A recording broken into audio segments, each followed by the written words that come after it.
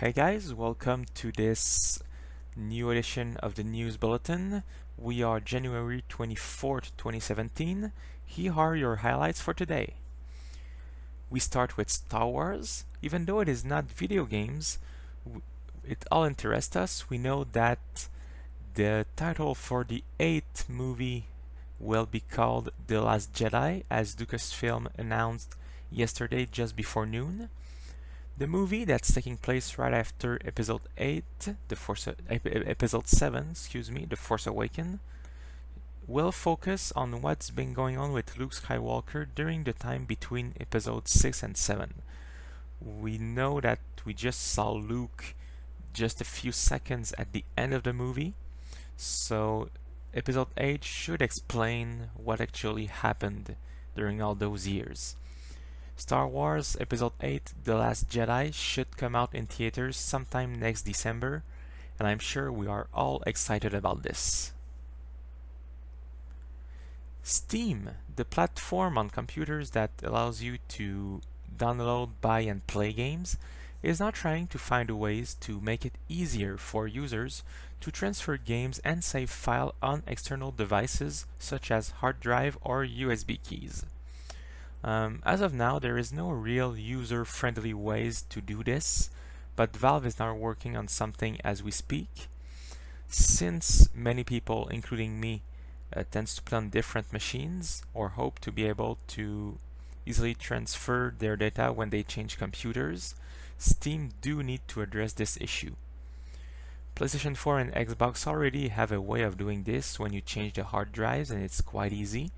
But on Steam it's still not really doable, so we hope that they will come up with something quick, because when you change machine and you have to start all over again, it's true that it can be a real bummer. Could there be tweaking and corruption even in video games tournament? Well, we've heard of some case already in Korea where teams were paid to lose, but another event occurred last week during the Super Smash Bros. Melee tournament Genesis 4. During at least 2 confrontations, there was settings that were changed for no apparent reasons. It was found out that the knockback setting, which affects how easily the player is killed, has been set to 0.9 instead of 1.0. This may not seem like much, but at this level of intense gaming, everything does count. And even though the organizers didn't want to, they finally recognized their fault, even though they are sure they did not do anything wrong. But they took the blame in order to calm down the uprising gaming community.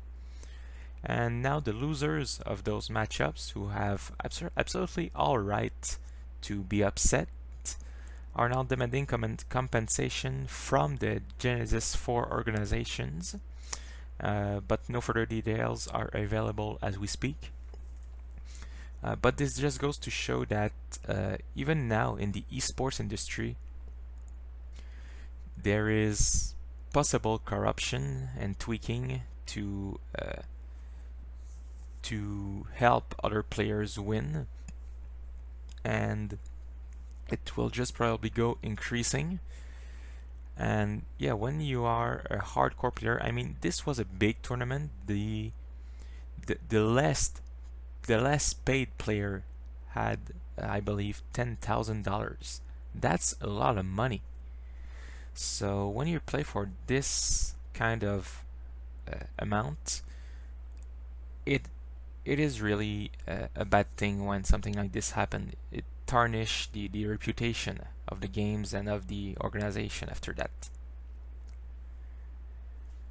We now talk about Rainbow Six Siege, the game from Ubisoft. The name of the first DLC has finally been revealed by Ubisoft and will be called Operation Velvet Shell.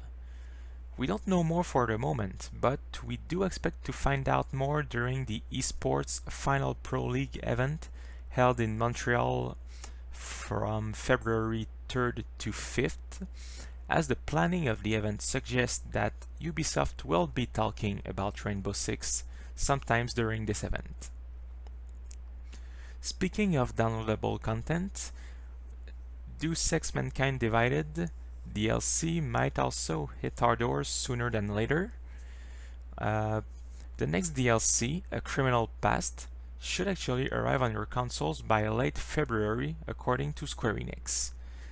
The story of this added chapter should be set sometime before the event of Mankind Divided, and will show Jensen in one of his first ever mission for TF-29.